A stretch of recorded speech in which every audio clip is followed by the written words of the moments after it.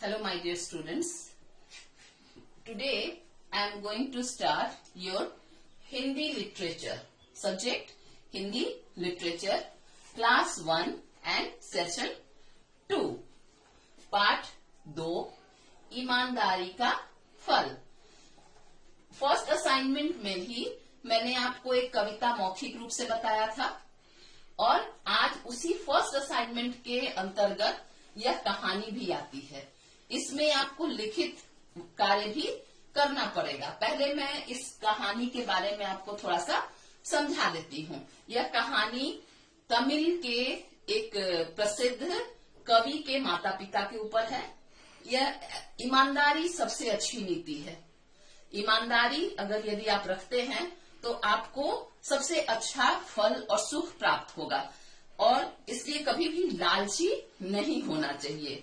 यह एक मंदिर के पुजारी और उनकी पत्नी की कहानी है जिसमें उन्होंने अपनी ईमानदारी दिखाई। उन्हें अपने निसंतान होने का ही केवल दुख था, लेकिन उनकी ईमानदारी एक दिन रंग लाई और उन्हें वरदान मिला एक पुत्र का, जो पुत्र बड़ा होकर बहुत ही यशस्वी एक कवि बना कुंजन नंबियार के रूप में, और मलयालम में उनकी कविताएं बहुत ही अच्छे से पढ़ी जाती है और किताबों में भी प्रयोग की जाती हैं। आज मैं आपको उसी कहानी से के संदर्भ में सुनाती हूँ। अक्षरंश आपको वह कहानी पढ़कर सुनाऊंगी। और बच्चों, उसमें मैंने कहानी में कुछ शब्द भी अंडरलाइन किए हैं। उन शब्दों को आप अच्छे से घर में अभ्यास करें और सीखें। तो बच्चों, कहानी शुरू करते हैं। ईमानदारी का फल। किसी गांव में एक मंदिर था। मंदिर के पुजारी और उनकी पत्नी भगवान के भक्त थे। प्रतिदिन पति पत्नी मंदिर की सफाई करते, पूजा अर्चना की सामग्री जुटाते और मंदिर में आने वाले भक्तों को भोजन कराते थे। वे निसंतान थे। बच्चों, निसंतान का मतलब होता है जिनके बच्चे नहीं होते हैं। जब भी ओणम का त्योहार आता, वे उदास हो जाते। पुजारी की पत्नी तरह तरह के स्वादिष्ट पकवान बनाती। उसके हाथ की बनी सांबर, ओलन व अवियल बहुत मजेदार होती थी। गांव भर के बच्चे उसके घर जा पहुंचते और भर पेट भोजन खाते। जाते समय वह सभी को मुट्ठी भर कर शर्कर पुराटी देती। तो शर्कर पुराटी का मतलब बच्चों होता है चीनी की मिठाई। वह पुजारन अपने आने वाले घर में सारे बच्चों को बहुत मजेदार भोजन बनाकर, स्वादिष्ट भोजन बनाकर खिलाती थी और साथ में उनको मुट्ठी भरकर शक्कर पुराटी, वहां के पकवानों में यह एक स्वादिष्ट पकवान और मीठा पकवान होता है जिसका नाम है शर्कर पुराटी। इसी तरह दिन बीत रहे थे। एक बार एक नंबूदिरी ब्राह्मण उस मंदिर में आया। वह गरीब अपनी बेटी की शादी के लिए धन एकत्र कर रहा था। मंदिर में भोजन मुफ्त मिलता था। उसने खाने से पूर्व नहाना उचित समझा। वे जो ब्राह्मण थे, वे अपनी बेटी के लिए, अपनी बेटी की शादी में देने के लिए, उनकी शादी को करने के लिए धन एकत्र कर रहे थे और उन्हें पता था कि वह उस मंदिर में मुफ्त में भोजन खा सकते हैं। तो उन्होंने सोचा कि खाना खाने से पहले स्नान भी कर लेना चाहिए। अपने धन की थैली को स्नान कुंड के किनारे रखकर वह स्नान करने लगे। स्नान कुंड का मतलब क्या होता है बच्चों? जो हमारे तालाब की या नदी के जो किनारे होते हैं, जहां बनाए रहते हैं किनारे, जहां पर लोग उतरकर नहाने जाते हैं, उसे स्नान कुंड कहते हैं। स्नान करके लौटा तो देखा कि उसकी थैली वहां नहीं थी। उसने सभी से पूछा, परंतु कोई भी थैली का पता न बता सका। भगवान जाने थैली को जमीन निगल गई या आसमान खा गया था। बेचारा रोता कल्पता अपने गांव लौट गया। उस बेचारे को बहुत दुख हुआ। उसकी धन की थैली ही चोरी हो गई। उसे तो बहुत दुख हुआ क्योंकि वो गरीब ब्राह्मण था और उसने बहुत ही मुश्किल से यह धन एकत्र किया था जो कि उसे वापस नहीं मिला। कुछ समय बाद पुजारी की पत्नी झाड़ू लेकर सफाई करने आई। ज्यों ही उसने गाय का गोबर उठाया तो थैली मिल गई। हुआ यूं कि जब ब्राह्मण स्नान करने गया तो एक गाय ने थैली पर ही गोबर कर दिया था। गोबर से ढकने के कारण उसे थैली दिखाई नहीं दी। पुजारी की पत्नी ने बड़े यत्न से ब्राह्मण की अमानत को संभाल कर रख लिया। उसने एक बार भी थैली का मुंह तक नहीं खोला। ब्राह्मणी जब पुजारन जब मंदिर की सफाई कर रही थी तब गोबर के नीचे से उसे थैला मिला और उसने उस थैले को बहुत ही जतन से, बहुत ही संभाल कर अपने घर में रख लिया। यहां तक कि उसे खोल कर भी नहीं देखा कि उसमें क्या है।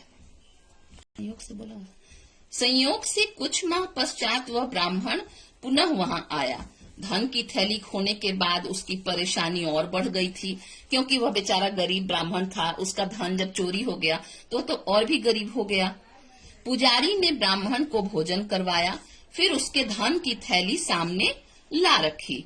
ब्राह्मण खुशी के मारे रो पड़ा। उसने सारी कहानी सुनी और पुजारी की पत्नी से बोला, इस धन पर आपका भी अधिकार है, आप इसमें से आधा ले लें।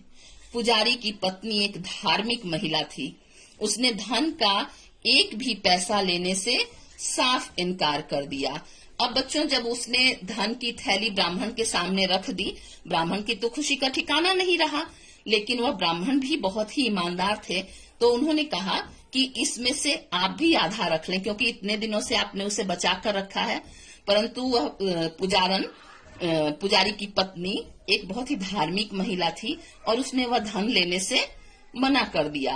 बच्चों, इस कहानी में मैंने कुछ शब्द अंडरलाइन किए हैं।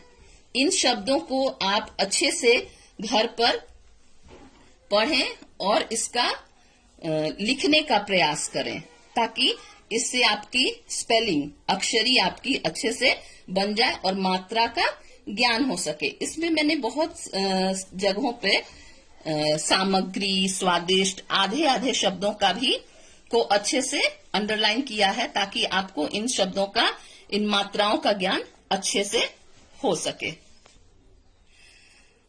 ब्राह्मण ने प्रसन्न होकर उसे वरदान दिया, अगले ही वर्ष तुम एक प्रतिभाशाली एवं यशस्वी पुत्र की माता बनोगी। अब ब्राह्मण खुश हो गया।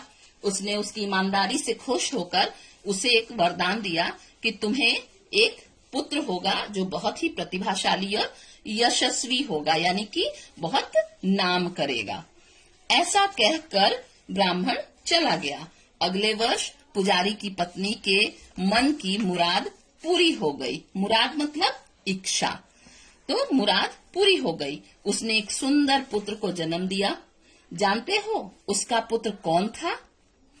उसके यहाँ तमिल के प्रसिद्ध कवि कुंजन नंबियार ने जन्म लिया। कहते हैं कि इस कवि की तुलना किसी से नहीं की जा सकती। मलयालम भाषा के जानकार इनके द्वारा रचित कविताएं अवश्य पढ़ते हैं। तो बच्चों, यह थी आपकी कहानी।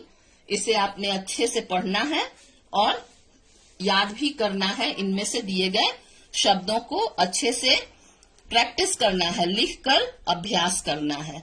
बच्चों, आज के लिए आपको मैं थोड़ा सा गृह कार्य देती हूँ। जैसे ये शब्दार्थ है, निसंतान। निसंतान का मतलब होता है जिनके बच्चे ना हो। एकत्र, इकट्ठा, कलेक्टेड। इसमें इंग्लिश में भी दिया गया है, परंतु आप हिंदी वाले याद करें।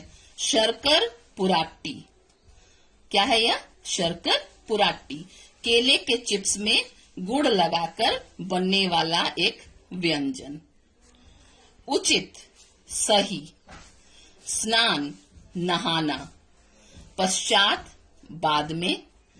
प्रतिभाशाली, प्रतिभा वाला, ब्रिलियंट। जैसे आप लोगों को किसी को जब बहुत अच्छे से आप उत्तर देते हैं और पढ़ाई अच्छे से करते हैं तो लोग कहते हैं ना कि वेरी ब्रिलियंट, वही प्रतिभाशाली, प्रतिभा वाला। मुराद, इच्छा। अवश्य, जरूर, सर्टेनली, यानी जरूर। तो उम्मीद है आपको यह कहानी अच्छी लगी। उम्मीद है आपको यह कहानी पसंद आई होगी। आप इसे अच्छे से पढ़ें, इसमें दिए गए शब्दों को घर में लिखकर अभ्यास करें और दिए गए शब्दों के जो अर्थ हैं उन्हें भी याद करें। धन्यवाद।